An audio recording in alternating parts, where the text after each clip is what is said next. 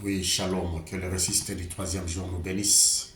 C'est aussi un grand privilège de nous retrouver encore parce que je vous ai dit, nous allons commencer à nous habituer parce que ici, nous venons de parler de notre maître, de la parole de Dieu. Et la parole de Dieu, nous devons la consommer sans modération. Oui, parce que c'est un vin doux, un vin délicieux. Nous consommons ce vin-là sans modération.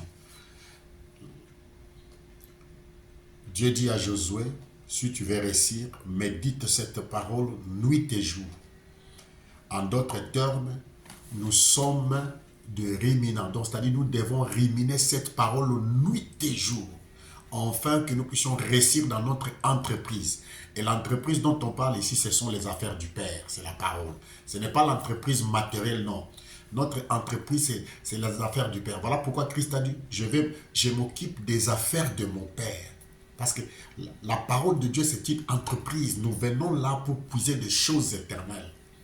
C'est une entreprise éternelle qui ne connaît jamais de faillite.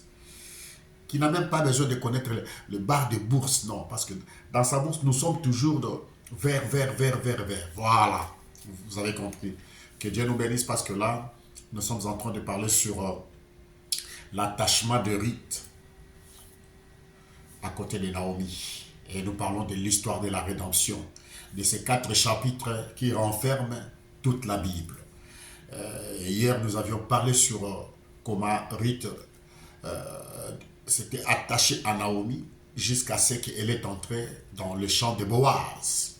Alors que le ressuscité du troisième jour vous bénisse parce que au lieu de se mettre à discuter, à bavasser, à dire de n'importe quoi, de gauche à droite, de rester dans les distractions, dans des TikTok, dans des réseaux sociaux, mais nous venons ici dans le même réseau social pour que nous puissions utiliser les réseaux sociaux, d'amener la parole de Dieu à un peuple qui est dans le besoin. Parce que n'oubliez pas que nous vivons des temps de prophéties ou le temps pendant lequel les prophéties de Dieu sont en train de s'accomplir. Pendant que les prophéties sont en train de s'accomplir, dans la moisson, Dieu a suscité de véritables ministères qui doivent parler en fait que Ruth puisse écouter le véritable son de la trompette et pour retourner dans le bercail. Que le ressuscité du troisième jour vous bénisse. Nous allons lire dans le livre de Ruth. Le livre de Ruth vient juste après le livre de Juges. Donc hier, nous nous sommes limités en parlant sur Ruth qui devait rester dans les champs de Boaz. Et Boaz qui dit, il ordonne à ses serviteurs de ne pas toucher, de ne pas déranger Ruth la Moabite, de la laisser glaner dans son champ, dans sa parcelle. C'est là où maintenant nous allons naviguer parce que je crois si Dieu nous permettra, parce que là il est déjà 2 heures du matin, donc bientôt ça sera 3 heures du matin, vous voyez, pendant que vous dormez, nous travaillons. Ah, voilà. Et quand nous consacrons comme ça pour que cette parole vous soit donnée, alors prenez aussi le temps de l'écouter. C'est très important, c'est pour votre salut, c'est pour vos âmes. Alléluia. Que le ressuscité du troisième jour bénisse sa parole. Nous réalisons encore dans le livre de Ruth, chapitre 2. Naomi avait un parent de son mari, c'était un homme puissant et riche de la famille de Limelech et qui s'est nommé Boaz. Alors, quand Ruth et Naomi, ils ont traversé, ils ont quitté Moab, elles ont retourné à Bethléem, à Ephrata, dans la maison du pain de Dieu, parce que Naomi avait appris que Dieu les avait visités. Frère, c'est tellement encourageant d'entendre que Dieu vous a visité, que le libérateur est venu, le pain est retourné, la manne commence à tomber. Naomi dit non, je ne peux plus rester encore ici, parce que si je reste ici, il dépend de ma survie, il faudra que je puisse partir, sinon je risque encore de mourir comme mon mari Elimelech était mort, et comme mes 2 enfants étaient morts. Alors, comme je suis resté veuve, toi aussi tu es resté veuve, donc nous sommes les 2 veuves. Nous ne puissions pas rester encore ici. Moi, je ne peux pas rester ici. Je vais vous laisser partir, retourner dans ma ville d'Ephrata, de Bethléem. Parce que j'ai appris que Dieu nous a visités. Il y a maintenant l'abondance de pain. Il y a un homme riche là-bas, il est puissant aussi. Parce que je vais aussi vous parler sur les conditions acquises pour être un proche parent et être un rédempteur. Il y a beaucoup de conditions. Ah, frère, je vous dis qu'ici, il y a beaucoup de choses, beaucoup de choses. Il y a des conditions qu'un parent rédempteur doit accomplir. Nous allons voir ça avec les Écritures et nous allons voir avec la vie de Christ. Alors, c'est Boaz ici, il était le proche parent d'Elimelech, de la famille d'Elimelech, et qui s'est nommé Boaz. Ruth la Moabite dit à Naomi, laisse-moi, je te prie d'aller glaner des épis dans les champs de celui aux yeux duquel je trouverai grâce. Alors, Ruth la Moabite, comme elle était une femme travailleuse, elle a demandé à Naomi, mais laissez-moi aller quand même glaner, parce que nous sommes venus pendant la période des orges, de blé, de maïs. Toi et moi, nous n'avons plus rien. Nous avons tout. On nous a dépossédés là-bas, à Moab. Mais nous sommes venus dans là où il y a le blé. Et nous sommes venus au même moment, au moment où il y a les épis. Donc je dois aller glaner dans les champs. Il dit, je dois chercher un champ. Écoutez très bien. Écoutez très bien. C'est une histoire, mais qui regorge beaucoup de choses. Va, ma fille, elle alla glaner dans un champ derrière le moissonneur. Et il se trouva par bonheur que la parcelle de la terre appartenait à Boaz. Ce n'est pas le fait d'hasard. Elle trouva par bonheur. La Bible ne parle pas d'hasard. La Bible ne connaît pas le langage des chances. Un enfant de Dieu ne marche pas d'après les chances, d'après les hasards. Un enfant de Dieu a une prédestination dont les choses sont déjà destinées pour elle. Que tu pries ou pas, tu as une destination et les choses ont été déjà préordonnées pour toi. Mais c'est à toi maintenant de venir prendre ton héritage et réclamer ton héritage. Quand nous allons nous connecter avec le livre de Josué, vous allez voir que Josué, après le départ de Moïse, Josué devait amener le peuple à entrer dans son héritage et prendre sa possession. Parce qu'il y a la possession et il y a l'héritage.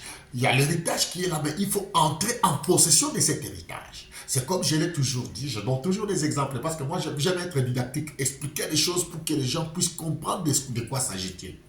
Vous aviez une parcelle, votre papa était mort et votre maman était morte. Vous êtes restés des orphelins. Et pendant que vous étiez encore des enfants, votre papa qui avait pris votre livret parcellaire. Il s'est approprié de cela. Vous viviez là-bas comme des locataires. Vous viviez auprès de votre papa qui c'est comme si cette parcelle appartenait à votre papa et pourtant c'est votre parcelle. Il faut arriver à un âge avancé, à l'âge de 22 ans, quelqu'un vient vous souffler que vous ne savez pas que cette parcelle-là vous appartient. Ah bon? Vous êtes allé voir des avocats, vous avez mené la bataille jusqu'à ce qu'on va vous remettre les titres de propriété. Quand on vous remet le titre de propriété, cela vous donne le droit de valoir votre droit et vous entrez dans votre héritage.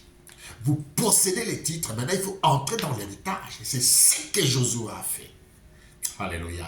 Et maintenant, cette Ruth la Moabite, alléluia, par bonheur, ce n'est pas par hasard, mais par bonheur. Voilà pourquoi nous ne voulons pas avoir le langage de Babel. Parce que quand je vais encore parler sur les deux Babylones, écoutez-moi très bien, bien nommé. Ici, il y a beaucoup de choses, comme l'a dit l'apôtre. Il dit que dans un groupe, on devait parler de ces choses, mais les gens n'ont pas voulu. Parce que le langage de Babel revient maintenant dans nos églises. Nous sommes en train de... Parce qu'on est en train de programmer notre cerveau à parler d'après les langages des Chaldéens. Écoutez-moi très bien.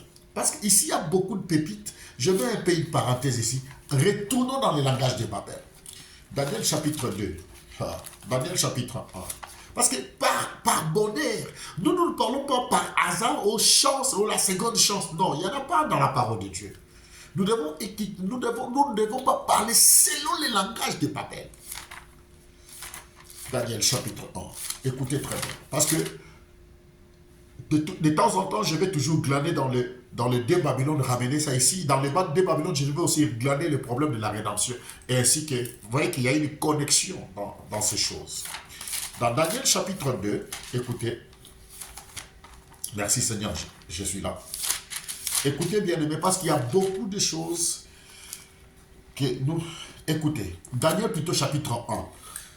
Parce que les gens, quand on lit la Bible, ne lisez pas la Bible comme on lit un journal, bien mes frères et sœurs. Dans ces écrits, ça regorge de mystères. derrière chaque écriture, il y a une inspiration, il y a un message, il y a quelque chose qui est codé. Alors il faudra que le Saint-Esprit vienne nous décoder afin que nous comprenions les sens et les pourquoi. Écoutez, Daniel chapitre 1, écoutez, verset 3. Le roi donna l'ordre à Ashpenaz, le chef des eunuques, d'amener quelques-uns des enfants d'Israël des races royales ou de la famille noble, des jeunes garçons sans défaut corporel, beaux de figure, doués de sagesse, d'intelligence et d'instruction, pardonnez-moi, capables de servir dans le parler du roi, et à qui l'on enseignerait les lettres et la langue des Chaldées. À qui l'on doit enseigner les lettres et la langue des Chaldées. Très important. Donc, l'on doit commencer à programmer les cerveaux de ces enfants-là, d'oublier leur langue et avoir le langage des Chaldéens. N'est-ce pas que maintenant dans nos églises aujourd'hui aussi nous avons des langages parce qu'on est en train de nous programmer, de programmer nos cerveaux, de ne parler que d'après le langage des Chaldéens, le de Babylone. Écoutez très bien.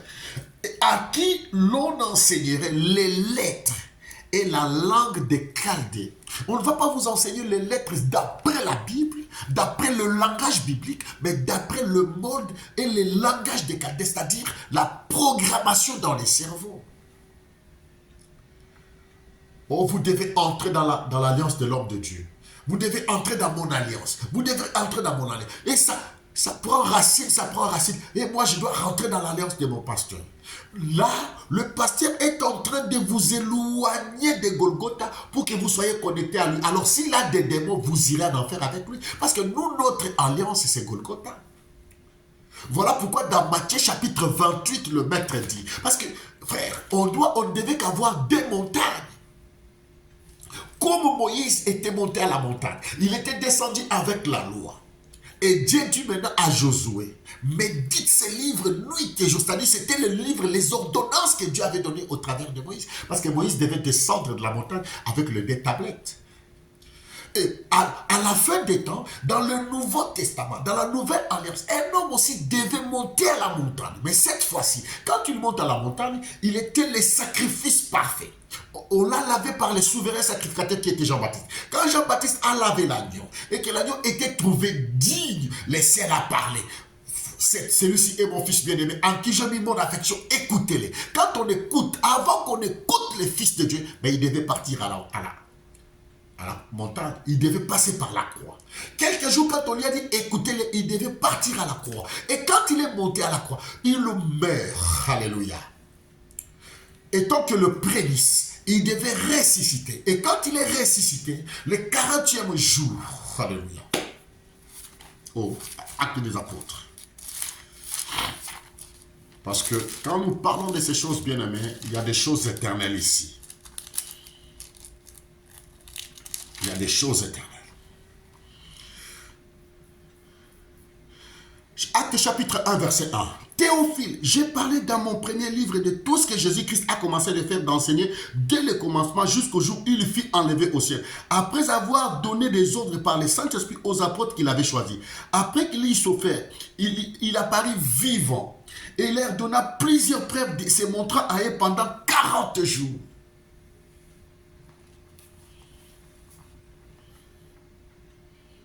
Là, Luc ne raconte pas de bobard. Luc est en train de détailler qu'est-ce qui devait arriver parce que lui, il était la gerbe agitée. Hier, nous avions parlé sur la fête de prémices, la gerbe qui devait être agitée. Maintenant, après les 7 sabbats, le lendemain du sabbat, on devait agiter cette gerbe, ce qu'on appelle la Pentecôte. Écoutez très bien, frère. Il dit, Théophile, j'ai parlé dans mon premier livre de tout ce que Jésus a commencé à faire. Il a parlé dans son premier livre, c'est Luc chapitre 1, verset 1. Il faut qu'il y ait la concordance de tout ce que le docteur Luc est en train de parler ici, frère. Voilà pourquoi nous devons maîtriser les choses. On ne peut pas parler dans le verbiage. Écoutez, bien-aimés frères et sœurs, nous sommes dans une grande leçon, dans une grande étude. Écoutez très bien. Luc chapitre 1. Il dit, écoutez, écoutez très bien, bien-aimés frères et sœurs. Plusieurs ayant entrepris de composer un récit des événements qui se sont accomplis parmi nous, suivant ce que nous ont transmis, ceux qui ont été des témoins oculaires. Luc est allé auprès de l'apôtre Pierre, il est allé auprès de l'apôtre Matthieu, parce qu'ils étaient des témoins oculaires. Dès le commencement, ils sont devenus des ministres de la parole. Il m'a aussi semblé bon, après avoir fait des recherches exactes sur toutes ces choses, depuis leur origine, de les exposer par écrit d'une manière certaine. Excellent Théophile. Acte 1. Théophile. Et comme là, vous voyez qu'il y a une concordance. Excellent Théophile. Maintenant, dans Acte chapitre 1, verset 1, il commence par Théophile.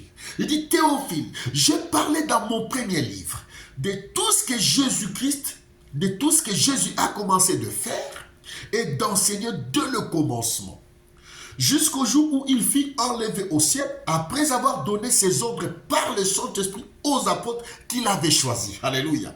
Après qu'il y souffert, il leur apparut vivant, leur donnant plusieurs preuves, se montrant à eux pendant 40 jours, et parlant des choses qui concernent le royaume de Dieu. Comme il s'est trouvé avec eux, il leur recommanda de ne pas s'éloigner de Jérusalem, mais d'attendre ce que le Père avait promis, ce que je vous ai annoncé. Leur dit-il, car Jean a baptisé d'eau, mais vous, dans peu de jours, alléluia, vous serez baptisés du Saint-Esprit. Alors les apôtres réunis lui demandèrent, Seigneur, est-ce en ce temps que tu rétabliras le royaume? Vous, dans peu de jours comme ça. Jésus-Christ savait que quand lui, ayant fait 40 jours sur la terre, donc il était maintenant entre la fête du prémice et la fête de la Pentecôte. Il devait maintenant quitter la terre. Parce que si lui ne quitte pas la terre, le Saint-Esprit ne descendra pas. C'est quoi ça? C'est Jésus-Christ accomplissant la prophétie, accomplissant ce qu'Élie devait faire. Parce qu'Élie a dit, dès que tu me verras monter, alors la double portion descendra. Alléluia. Vous voyez maintenant, Élie devait quitter la terre, parce que si Élie ne quitte pas la terre, Élisée ne pouvait pas prendre la double portion. Voilà pourquoi il dit, dans peu de temps, ne vous éloignez pas ici. Dès que vous me verrez monter, alors ce que je vous ai promis, le Saint-Esprit de Dieu descendra. Ça veut dire que les pierres et les autres maintenant, c'était les types d'Élisée. Alléluia. Vous voyez la perfection des choses. Dès que vous me verrez monter, restez en Jérusalem, parce que cette portion, cette plénitude viendra. Il vous est avantageux que je m'en aille. Si je ne m'en vais pas, le consolateur ne viendra pas. Parce que là maintenant, Jésus-Christ se met en posture d'Élie, parce qu'il était plus que Élie. Alléluia. Hosanna. Voilà Élie. Parce que tout ça, c'était des types. Le vrai Élie, l'esprit d'Élie, lui-même, l'incarnation de tous les prophètes, et il était là. Il dit, il vous est avantageux que je m'en aille. Si je ne m'en vais pas, le Saint-Esprit ne viendra pas. Élie a dit à Élisée, tout ce que tu demanderas est difficile. Mais dès que tu me verras monter, alors tu auras ça. Et Élie commence à monter. Élisée s'est saisi du manteau qui était l'onction. Il a reçu la double portion. Et quand il retourne avec le manteau d'Élie, il dit, où est le Dieu d'Élie? Il frappe les Jourdains s'était hanté. Alléluia. Alors cette fête-là devait venir. Pourquoi cette fête-là de la gerbe agitée devait venir? C'était pour que l'épouse reconnaisse que comme le prémisse a mûri, nous aussi nous allons mûrir. Et le 50e jour, boum, la Pentecôte descend. Écoutez, verset 12. Alors ils retournèrent à Jérusalem de la montagne appelée des Oliviers, qui était près de Jérusalem, à la distance d'un chemin de sabbat. Quand ils furent arrivés, ils montèrent dans la chambre haute où ils se tenaient d'ordinaire. C'était Pierre, Jean, Jacques, André, Philippe, Thomas, Barthélemy, Matthieu, Jacques, fils d'Alphée, Simon Zélote et Judas. 11 personnes. Tous comme un accord persévéraient dans la prière avec les femmes et Marie, mère de Jésus, avec leurs frères. En ces jours-là, écoutez bien, Pierre s'éleva au milieu de leurs frères. Le nombre de personnes réunies étant d'environ 520. Il dit, oh mon frère, il fallait que s'accomplisse. Écoutez très bien, je vais vous amener à quelque chose. Il fallait que s'accomplisse ce que le Saint-Esprit avait dit. Ce que le Saint-Esprit, il fallait que s'accomplisse ce que le Saint-Esprit, dans l'Écriture, a annoncé d'avance par la bouche de David, au sujet de Judas qui a été le guide de ceux qui ont saisi Jésus.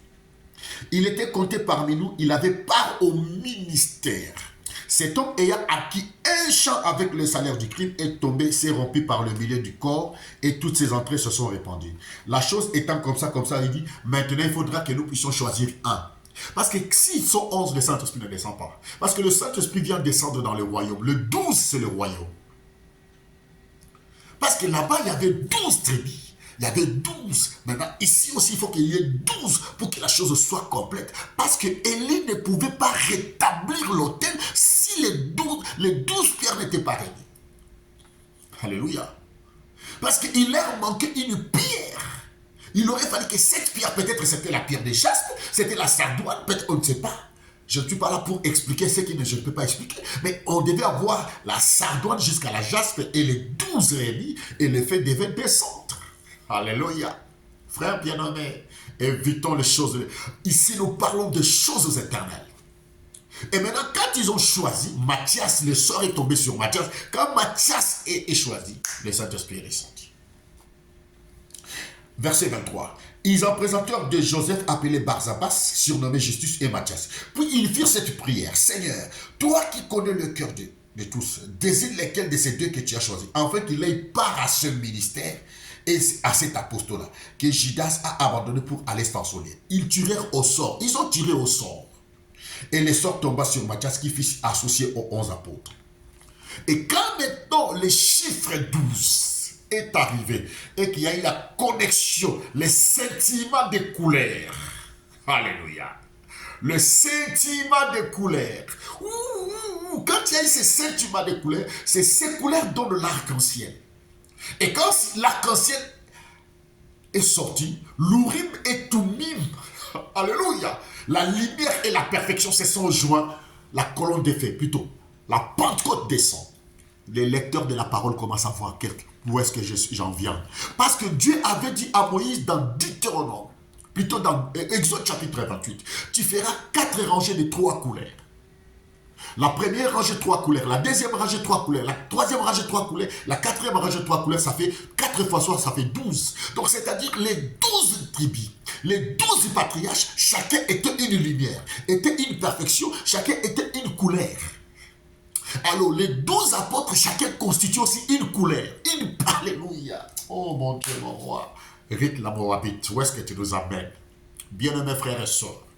Et maintenant, quand la douzième pierre est connectée aux autres, ça fait le sentiment des couleurs.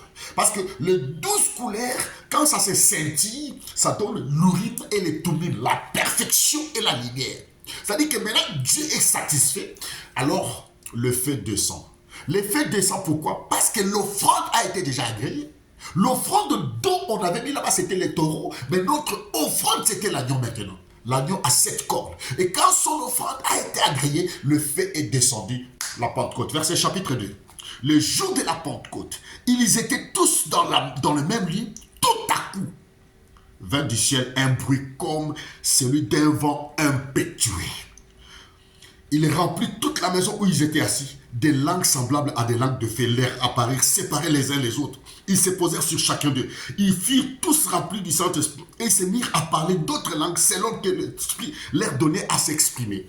Pourquoi ils se sont parlé? Ils parlent maintenant à d'autres langues. Bien-aimés frères et sœurs.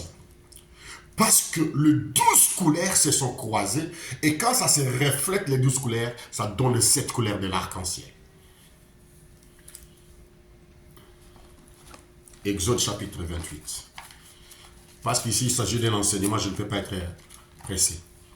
On parlera pourquoi nous ne pouvons pas tenir le langage des Chaldéens. Oh non, nous voulons entrer dans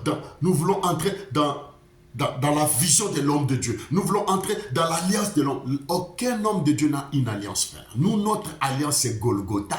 J'en viens, je vais parler de ça. Exode chapitre 28. Écoutez. Écoutez très bien, parce que je n'aimerais pas dire des choses qui n'existent pas dans la Bible. Écoutez très bien.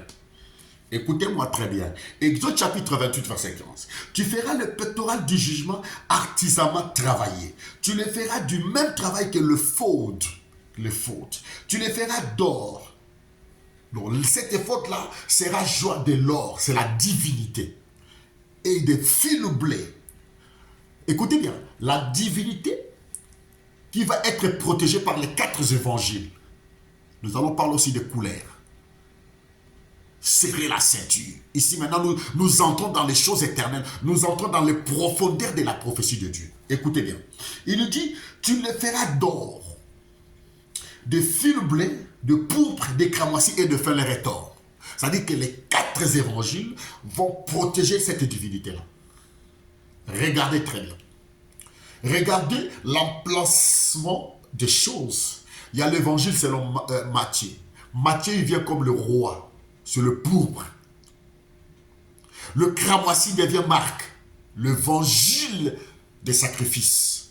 Luc vient comme le fils de l'homme, le bleu. Jean vient comme le félin, l'évangile qui sort du trône. Ces 4 évangiles protègent quoi? Le trône. C'est que les actes des apôtres, l'action de l'esprit.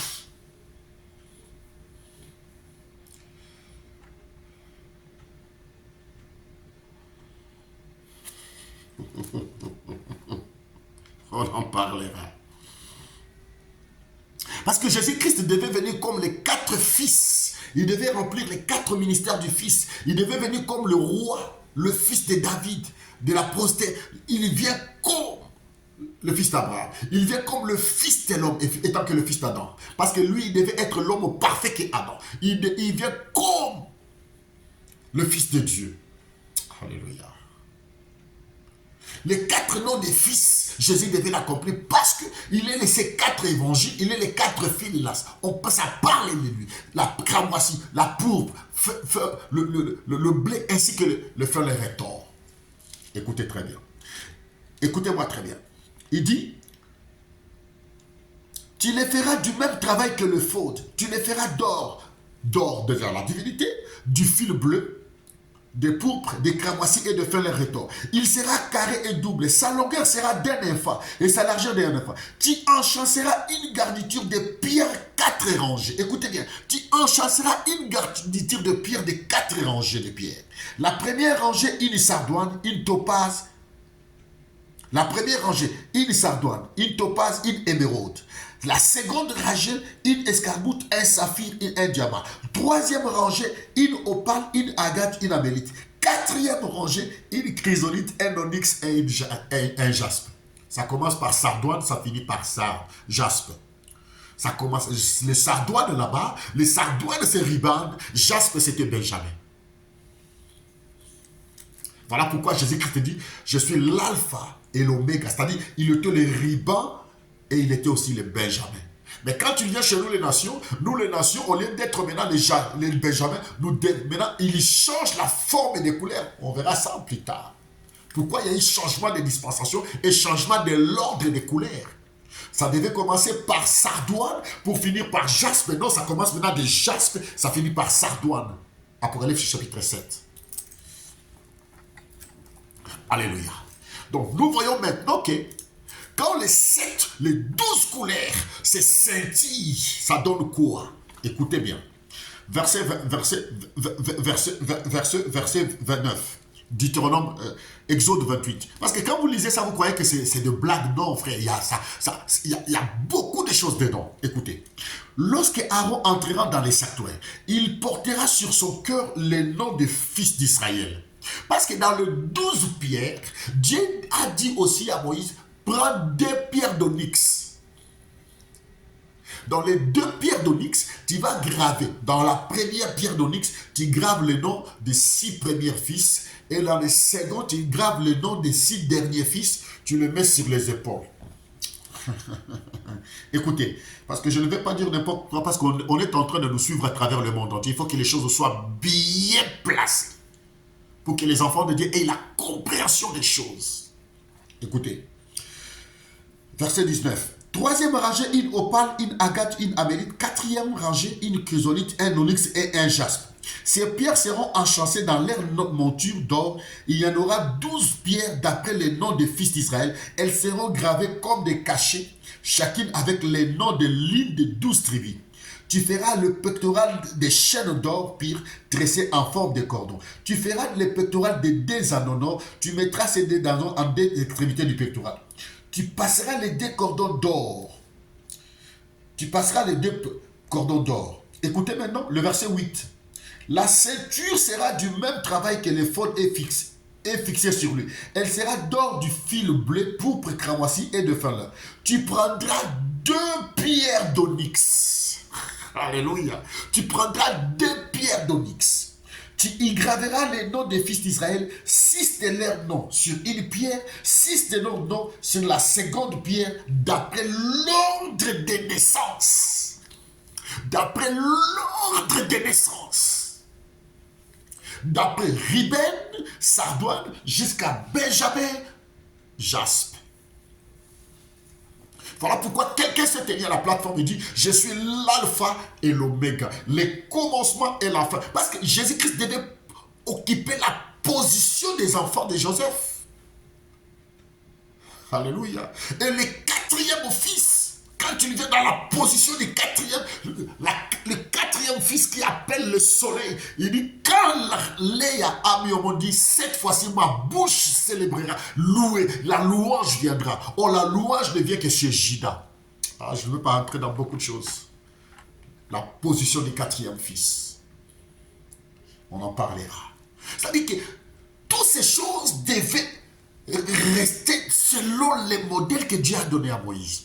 Et maintenant, quand tous ces éléments sont réunis, verset 29e, lorsque Aaron entrera dans les sanctuaires, il portera sur son cœur, parce que on doit porter les enfants d'Israël dans le cœur.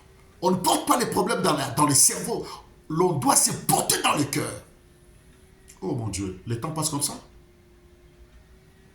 Oh Seigneur, je n'ai encore rien touché. Écoutez, bon, que Dieu nous conduise. Lorsque Aaron entrera dans les sanctuaires, il portera sur son cœur les noms des fils d'Israël gravés sur les pectoraux du jugement pour en conserver à toujours les souvenirs devant l'Éternel. Tu joindras au pectoral du jugement l'Urim et les Tumim. Ils seront sur les cœurs d'Aaron lorsqu'il se présentera devant l'Éternel. Ainsi, Aaron portera constamment sur son cœur le jugement des enfants d'Israël lorsqu'il se présentera devant l'Éternel. L'Urim et les Tumim.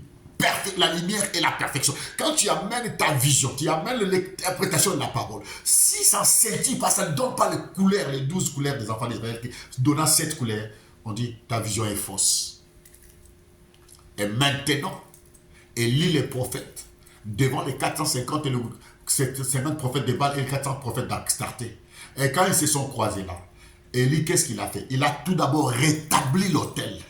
La Bible dit qu'il a pris les 12 pierres. Les gens croyaient qu'il a ramassé. Non, il a pris les 12 pierres d'après la position de naissance des enfants d'Israël. Parce que Élie savait que lui, il était lié par là. Parce que c'était les patriarches, c'était ses patriarches. L'alliance des couleurs. Parce que s'il n'y avait pas les 12 couleurs, les scintillements, là, le fait ne descend pas. Parce que quand il a mis les 12 couleurs, vous ne voyez pas, il y a eu les scintillements des couleurs, ça fait 7 couleurs, le ciel reconnaît, le feu descend. Un mystère. Alléluia. Et c'était la Pentecôte. Parce que ça devait être devant toutes les nations du monde. On devait savoir maintenant que le Dieu véritable là est là. Et alors on a saisi les 850 ans, on l'a tué. Le véritable évangile vient commencer à tuer les fausses interprétations de Dieu de Baal.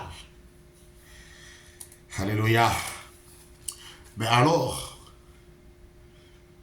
on est en train d'introduire une nouvelle chose. On veut nous amener à parler selon les lettres et les langages des Chaldéens. Ruth dit non, ce n'était pas par hasard. Écoutez maintenant. Je retourne dans notre rite. La fête de la Pentecôte, frère, jusqu'à ce qu'on parlera toujours de ça, on parlera toujours de germe agité et la Pentecôte. Les deux fêtes là qui se croisent, qui nous concernent. Parce que nous allons tourner tout autour de cela. La gerbe a été agitée des deux côtés. Et le 40e jour, le lendemain du sabbat, le Saint-Esprit est descendu. Pourquoi? Parce qu'ils ont joué un 12e apôtre, quand il est là, le ciel a dit, ok, les faits descendent.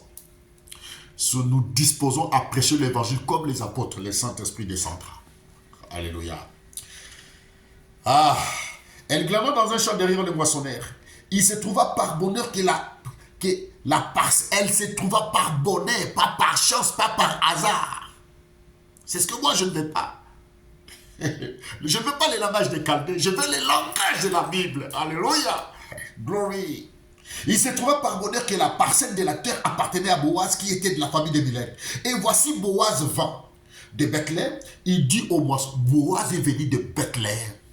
Boaz ne pouvait pas venir d'une autre ville. Il devait venir de Bethléem, de Frata, de Juda.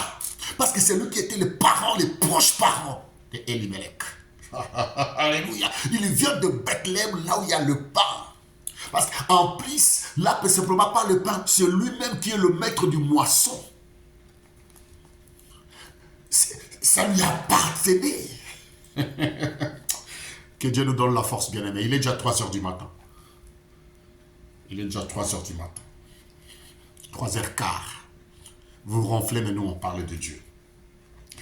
Boaz vint de Bethléem et dit au moissonneur, que l'Éternel soit avec vous. Il lui répondit que l'Éternel te bénisse. Voilà les souhaits. Notre souhait, c'est autour de la parole. Et Boaz dit à son serviteur, chargé de surveiller le moissonneur, à qui est cette jeune fille-là? Le serviteur chargé de surveiller le moissonneur répondit, c'est une jeune femme moabite qui est revenue avec Naomi du pays de Moab. Nous sommes des Moabites, frère. Nous étions étrangers du royaume. Nous étions des étrangers du royaume, frère. Gloire soit rendue au Maître. Nous étions des étrangers du royaume. Écoutez, parce que je ne suis pas pressé. Si vous voulez que je vous donne même 10 vidéos, je le ferai, frère. Gratos. Parce que Dieu m'a donné ça, c'est pour vous donner à vous. Il revient du pays de Moab. Nous qui étions étrangers aux promesses. Nous étions étrangers à ces dieux-là. Nous nous connaissons. Parce que Moab, Ruth la Moabite, elle était polythéiste. Elle était étrange. Lui, Dédé a fait un. Alléluia. Et que dit l'apôtre Paul? L'apôtre Pierre. Écoutez très bien, très bien. 1 Pierre chapitre 2, verset 9. Moi, je parle comme l'Esprit me conduit. Je ne parle pas d'après ce que les gens disent. Non, moi, je n'ai même pas de papier, je n'ai pas de cahier où je note. Non, frère. Je vous ai dit, nous sommes conduits par l'Esprit de Dieu. Ce sont des choses éternelles. 2 Pierre, 1 Pierre chapitre 2. Oh, alléluia.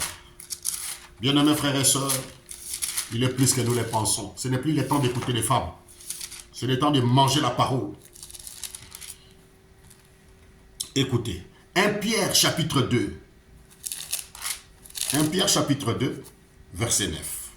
Vous, au contraire, vous êtes une race élue, un sacerdoce royal, une nation sainte, un peuple acquis, afin que vous annonciez le vertu de celui qui vous a appelé des ténèbres à son admirable lumière. Nous étions des ténèbres, frère. Nous étions des Moabites. Nous n'avions pas de promesses, nous n'avions pas de patriarches, nous n'avions pas les cultes, nous n'avions pas tout ça. Romains chapitre 9. On n'avait pas tout ça. Parce que pour que Israël soit Israël, Israël devait avoir 7 choses. Retenez ça très bien. L'apôtre Pierre dit, vous au contraire, vous étiez une race élue. Vous êtes une race élue, un sacerdoce royal, une nation sainte, un peuple acquis, afin que vous annonciez le vertu de celui qui vous a appelé du ténèbre à son admirable lumière. Vous qui autrefois n'étiez pas un peuple, et qui maintenant vous l'êtes, et qui maintenant vous êtes le peuple de Dieu, vous qui n'aviez pas obtenu miséricorde, qui maintenant vous avez obtenu miséricorde. Nous étions des rites de Moabites, frère. On n'avait pas de promesses, on n'avait pas de culte, on n'avait rien, frère. Mais il nous a choisis. Lui, Dédé, a fait un mystère de la rédemption. Voilà pourquoi l'apôtre dit, oh, le temps fait du four. À qui est cette jeune fille? Le serviteur chargé de surveiller le moissonneur répondit, c'est une jeune femme moabite qui est revenue avec Naomi du pays de Moab. Elle revient d'un pays où il n'y avait pas de promesses. Nous qui autrefois nous étions ténèbres, nous n'avions pas de promesses, on n'avait pas de miséricorde. Nous étions des rebelles de la société. Nous étions, ces enfants-là, impies. Nous étions des animaux impies parce qu'il n'y avait que des animaux. Il y avait les animaux pires et les animaux impires. Les animaux pires, c'était la nation d'Israël. Les animaux impires, c'est nous.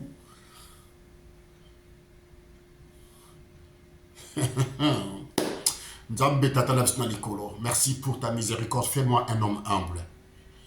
Parce que pour être peuple là, Romains chapitre 9, voilà pourquoi moi j'aime toujours retourner dans Frère Paul. Parce que Frère Paul, c'est celui qui a maîtrisé Moïse. Quand il a compris le langage de Moïse, il ramène le langage de Moïse dans le Nouveau Testament pour nous faire comprendre le mystère.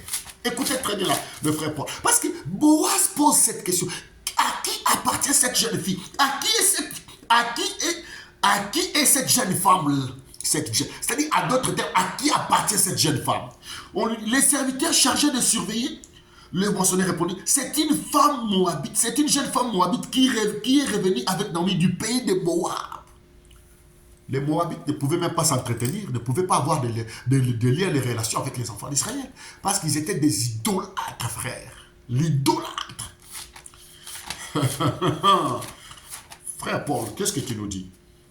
Pour que Israël soit Israël, il devait avoir quoi? Écoutez ce qu'est Israël. La rédemption. Beaucoup de choses, frère. Voilà pourquoi nous voulons nager dans les choses éternelles. Nous devons laisser des petites choses, des petits débats. Maintenant, nous sommes la rite, la Moabite. Nous voulons venir dans les champs de Boaz pour glaner, dans la période de moisson. Vous voyez, maintenant ici en Europe, il fait froid, non? Pendant qu'il fait froid, on arrête tout. L'agriculture s'arrête. Mais pendant le printemps, tous les agriculteurs commencent. Là, la première pluie tombe.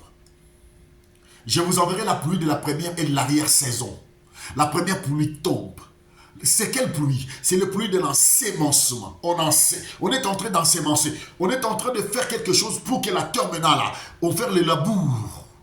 Après, on doit enseimer. Pour enseimer, il y a une pluie qui descend. Et après, le Seigneur dit, je vous ai donné la pluie de la première et de l'arrière-saison. Les deux pluies donc doivent tomber. La pluie de l'enseignement et la pluie de la Pentecôte. Ces deux pluies qu'on appelle le mouret doivent descendre. Alléluia. Oh, merci Seigneur Jésus. Parce que nous allons parler de la moisson. Nous devons parler aussi de ces deux pluies-là. Nous allons décortiquer les choses qui sont cachées dedans, frère. Parce que quelqu'un doit venir travailler dans les champs de Boaz. Mais à quel moment? Mais frère Paul, dis-nous, pour que Israël soit Israël, il devait avoir quoi? Écoutez, j'ai dit la vérité en Christ, je mens point. Ma conscience m'en rend témoignage par le Saint-Esprit. J'éprouve une grande tristesse. Et j'ai dans le cœur un chagrin continuel, car je voudrais moi-même être anathème et séparé de Christ pour mes frères. Séparé de Christ pour mes frères, mes parents selon la chair. Qui sont les Israélites à qui appartiennent? Mes parents selon la chair. Qui sont les Israélites à qui appartiennent? Écoutez très bien. 1. L'adoption. Parce qu'ils étaient le premier fils. Ils étaient le riband. À qui appartient l'adoption, la gloire, les alliances, la loi, le culte, les promesses et les patriarches. Tout ça, nous n'en avions pas. 7 éléments.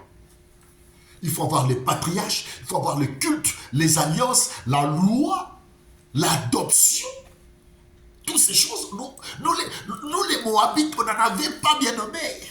Voilà pourquoi Boaz pose cette question. À qui appartient cette jeune? On lui a dit, elle revient de Moab. De Moabite. On n'avait pas ça. Voilà pourquoi le frère Pierre, je reviens encore là, frère, je ne suis pas pressé. Parce que j'aimerais que les choses soient en vous, frère. Parce que nous sommes au temps de la plus haute séduction que le monde n'a jamais connue. Le frère Pierre dit, nous étions étrangers, nous étions les rites de Moabite, frère. Mais nous avons trouvé une grâce spéciale. 1 Pierre chapitre 2, verset 9. Vous autrefois, vous, au contraire, vous êtes une race élue, un sacerdoce royal, une nation sainte. Pourquoi? Parce que nous sommes mariés à Boaz. Comme Boaz était un roi, nous devenons une race royale. Alléluia. Un peuple acquis, afin que vous annonciez le verdict de celui qui vous a appelé des ténèbres à son admirable lumière. Vous qui autrefois n'étiez pas un peuple, nous n'étions pas un peuple, frère. Voilà pourquoi mon pasteur ne peut pas avoir une alliance. Vous entrez dans l'alliance de l'homme de Dieu, frère. Ça, c'est de bêtises, ça, c'est la plus haute séduction. Fouillez ça, frère. Quand un serviteur de Dieu, frère, tu dois entrer dans mon alliance. Quelle est ton alliance? Toi, tu avais l'alliance? Moi, étant que Moabite, je n'avais pas l'alliance. Je ne suis pas entré même dans l'alliance de Ruth. C'est Ruth qui m'amène pour avoir entré dans l'alliance de Boaz. Vous qui n'étiez même pas un peuple et qui maintenant êtes le peuple de Dieu, vous qui n'aviez pas obtenu miséricorde et qui maintenant avez obtenu miséricorde. Boaz dit, vous voyez l'enjancement des Écritures. Boaz dit, c'est une femme revenue de Naomi, voilà, avec Naomi dans le pays. Elle dit, permettez-moi de glaner et de ramasser les épis entre les gerbes derrière le moissonneur. Les épis entre les gerbes derrière le moissonneur. Écoutez. Et depuis ce matin qu'elle est venue, elle a été debout jusqu'à présent et ne s'est reposée qu'un moment dans la maison.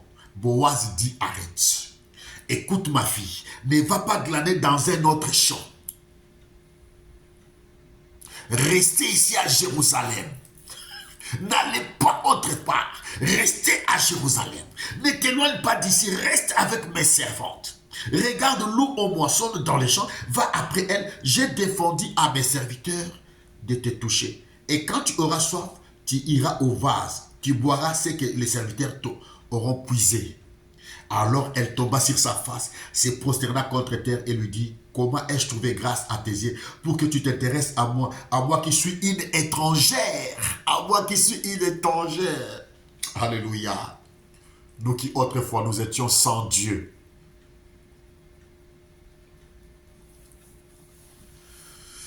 Qui devait nourrir Ruth, la Moabite. Or, il y avait les 7 princes chez Esther. On en parlera sur les 7 princes. Il y avait un Mémécan, celui qui était beaucoup écouté. Nous avons les princes que nous écoutons, les Saint-Esprit, le véritable enseignant. Il nous enseigne les choses, il nous montre comment est le comportement d'Isaac. Comment c'est que Isaac aime. Alléluia. Boaz lui répondit, on m'a rapporté tout ce que tu as fait pour ta belle-mère depuis la mort de ton mari et comment tu as quitté ton père et ta mère, le pays de ta naissance, pour aller vers un peuple que tu ne connais point auparavant. Que l'Éternel te rende ce que tu as fait, que ta récompense soit entière de la part de l'Éternel, le Dieu d'Israël, sous les ailes duquel tu t'es réfugié. Sous les ailes duquel tu t'es réfugié. Alléluia. Nous nous réfugions sous les ailes de l'agneau.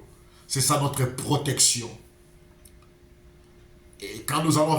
Parce que là, il y a encore une puissance, là, il y a encore une révélation, frère. Parce que si nous sommes sous les ailes de la protection du nom de Jésus-Christ, qu'est-ce qui pourra encore nous nuire? Pourquoi nous allons multiplier des prières qui n'existaient pas dans la Bible? Ou le retour à l'expéditeur. Oh non, non, non, non, non. Frère, dès que tu es sous les ailes de Jésus-Christ, frère, nous allons changer notre manière de prier. Parce que Jésus a dit, celui qui est en vous est plus grand que celui qui est dans le monde. Mais pourquoi jusqu'à aujourd'hui tu n'es pas encore délivré? Parce que tu n'as pas encore connu la vraie nouvelle naissance. Une fois que la vraie nouvelle naissance entre en toi, c'est fini. C'est lui qui travaille à l'intérieur. Il commence à chasser tous les démons. Nous devons quitter le langage de Babel, les lettres de Babel. Nous devons prendre la parole de Dieu. Oh, les jeûnes de 100 jours, frère. Une chose qui est infaisable, frère. Oh, nous allons toujours faire les jeûnes de 30 jours, frère. Les choses que les apôtres n'ont pas fait. Alléluia. Car tu m'as consolé et tu as parlé au cœur de ta servante. Écoutez, il dit, Alléluia. Bien-aimés frères et sœurs, Ruth la Moabite vient commencer à travailler dans le champ de Boaz. Et maintenant, écoutez, ce champ de Boaz, la Bible dit, elle est venue au temps du commencement de la moisson.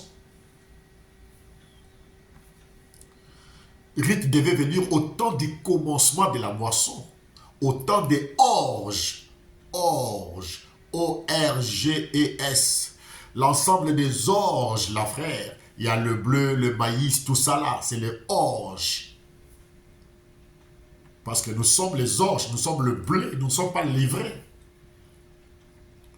Voilà pourquoi la pluie doit tomber. Alléluia. Pour que nous puissions mûrir, nous puissions bourgeonner. Et enfin qu'on puisse nous mettre dans les greniers.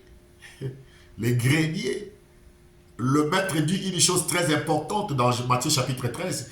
On lui a dit, mais maître, nous ne pouvons pas couper. Il dit, non, non, non, non, ne les coupez pas, sinon vous risquez aussi de couper. En coupant, livrer, vous risquez de couper aussi les blés. Le maître dit une chose, il dit, liez tout d'abord en gerbe livrée. Puis j'enverrai les moissonneurs pour moissonner les blés, qu'on puisse le mettre dans les greniers. Voilà pourquoi toutes les églises sont en train de se regrouper dans les conseils mondiaux économiques pour combattre les pousses, parce que Jésus va nous mettre dans les greniers. Les greniers, c'est toujours dans la maison en haut. Il va nous prendre, il va nous poser là-bas, après il va redescendre pour se révéler à ses frères. Alléluia. Quelqu'un a compris. Ça, il devient maintenant Joseph. Parce que quand il parle du grenier, là maintenant, vous voyez que tout s'interprète. Toutes les prophéties, il est le puissant entre les saints. Il va nous prendre, nous mettre dans les greniers. Pourquoi il va nous prendre, nous mettre dans les greniers? Parce qu'il y a une période de sécheresse de 7 ans va venir sur la terre. La colère, la grande tribulation va venir. Et quand nous allons sentir cette tribulation, il va nous prendre, il nous met dans les greniers. C'est ça l'enlèvement. Et après, il va nous laisser là-bas, il va descendre sur la montagne. Apocalypse chapitre 14, Apocalypse chapitre 7, il va se révéler à ses frères. Je suis Joseph que vous aviez menti. Et quand il s'est présenté, il a dit à tout le monde, sortez, il a crié. Même sa femme, ses enfants, ils n'étaient pas là. Il vient dans une autre pièce. Il se présente à eux. Il n'y avait pas d'interprète. Là, il ne parlait plus l'égyptien. Il parle maintenant à leur propre langue. Il dit, I am Joseph, your brother. Je suis Joseph, votre frère, que vous avez vendu. Donne-nous la preuve. Il dit, voilà même la lettre. Voilà le blé. Voilà. Il nous a mis dans les greniers. Matthieu chapitre 13. Alléluia. Merci Seigneur. L'histoire de Ruth, la Moabite. Vous voyez qu'il y a beaucoup. Vous voyez que nous puissions... Matthieu chapitre 13, verset 24. Il leur proposa une autre parabole. Il dit, le royaume de Dieu est semblable à un homme qui a semé une bonne semence dans son champ. Celui qui sème dans son champ.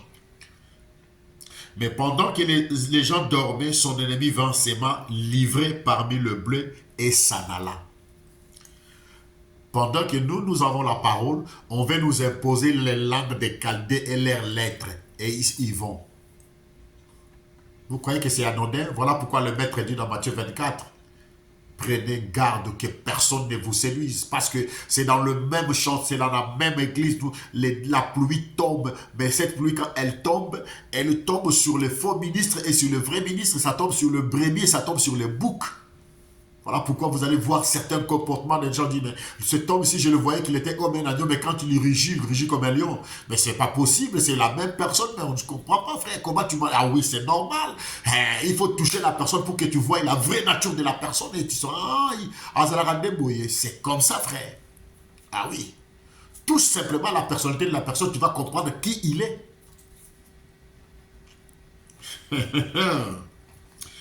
C'est mal le vrai...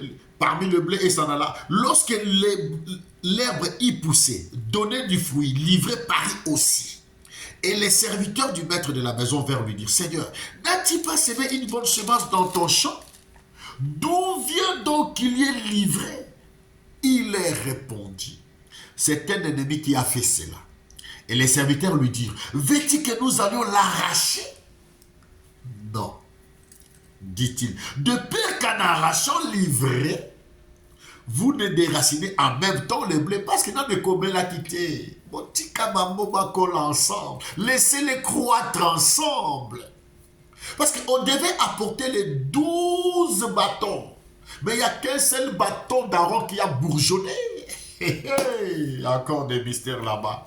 Si j'en touche, on ne va pas sortir dans ces sujets. Je vous dis les 4 chapitres de Ruth. Il y a beaucoup de choses. Le bâton des commandements. Le Boaz. Laissez-les croître ensemble l'un l'autre jusqu'à la moisson. À l'époque de la moisson, je dirais aux moissonneurs. Or, Ruth est arrivé au commencement de moisson pendant la période des orges. Je dirais aux moissonneurs, arrachez d'abord l'ivraie, liez-les en gerbe pour la brûler. Mais amassez le blé dans mon grenier. Langage, il faut qu'il y ait un décodage.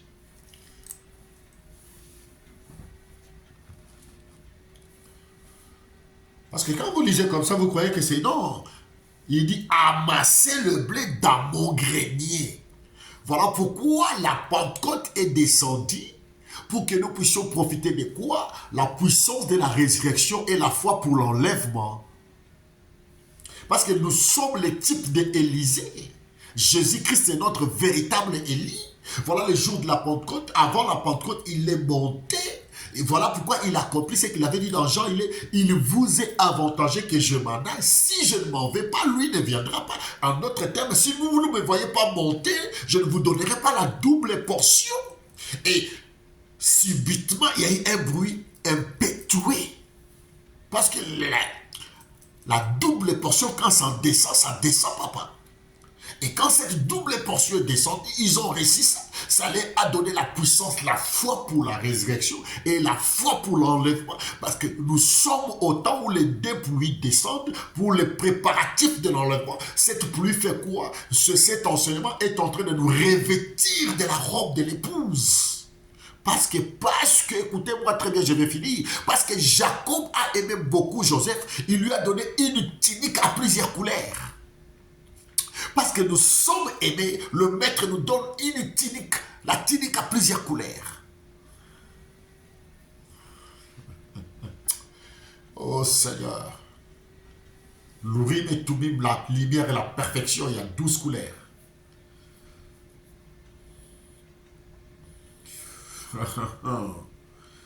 Le 11e fils, le premier fils de Rachel, le 11e fils de position de Jacob.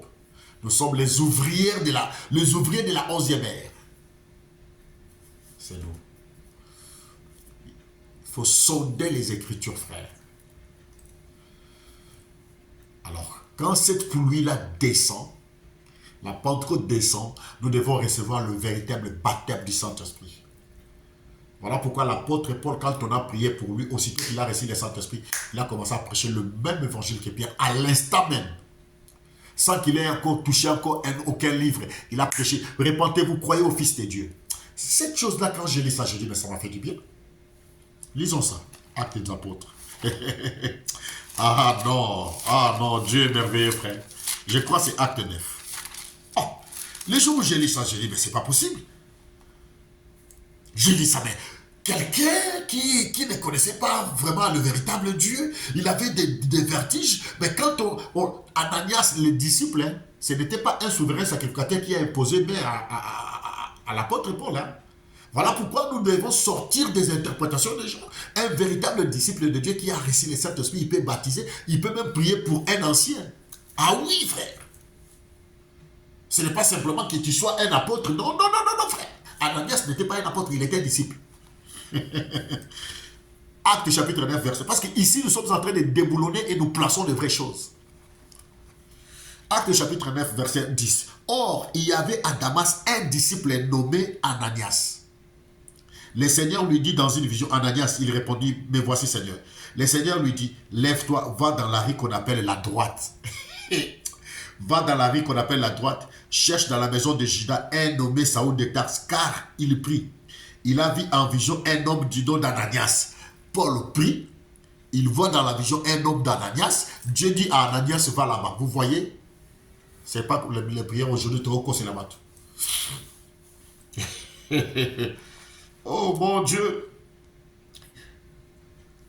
qui entrait et qui lui imposait les mains afin qu'il recouvre la vie. Et Ananias répondit, Seigneur, j'ai appris de plusieurs personnes tous les mots que cet homme a fait.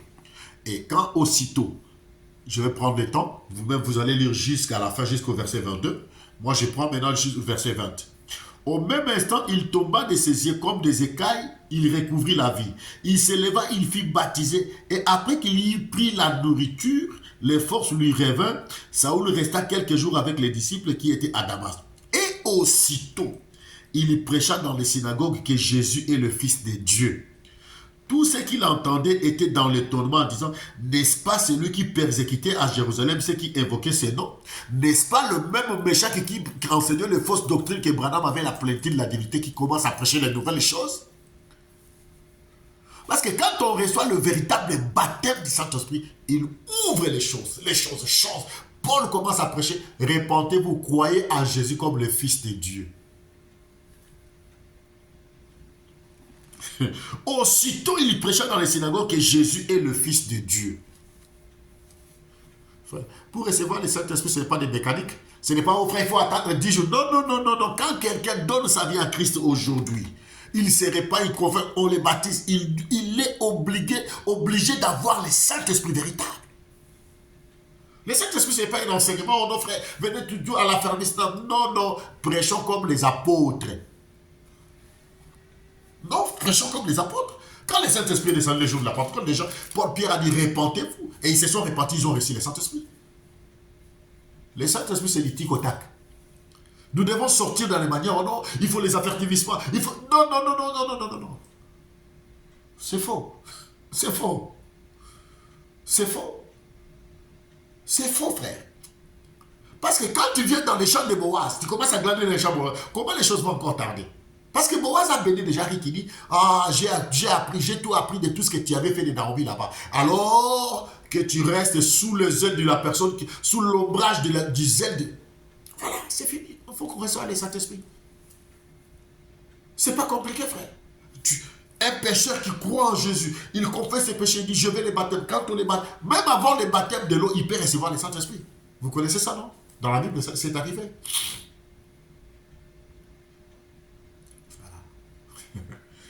Bien-aimé, que Dieu vous bénisse. Nous vivons un temps où les gens aiment toujours les démageaisons, les fables. Ils ne veulent plus la parole. Mais nous y tenons, frère. Oh, bientôt 4 heures du matin. Nous tenons à la parole. Nous tenons à la parole, frère. Nous voulons que cette parole puisse nous vivifier. Au commencement était la parole. La Bible dit que l'Esprit de Dieu s'est mouvé au-dessus des autres. Nous voulons que cette mouvance de l'Esprit vienne au-dessus de nous parce que nous devenons maintenant, et que le Saint-Esprit puisse nous couvrir comme le Saint-Esprit avait couvert Marie. Que le Saint-Esprit puisse revenir à nous comme Boaz a dit. Écoutez, frère, il y a des choses à la fin. Alléluia.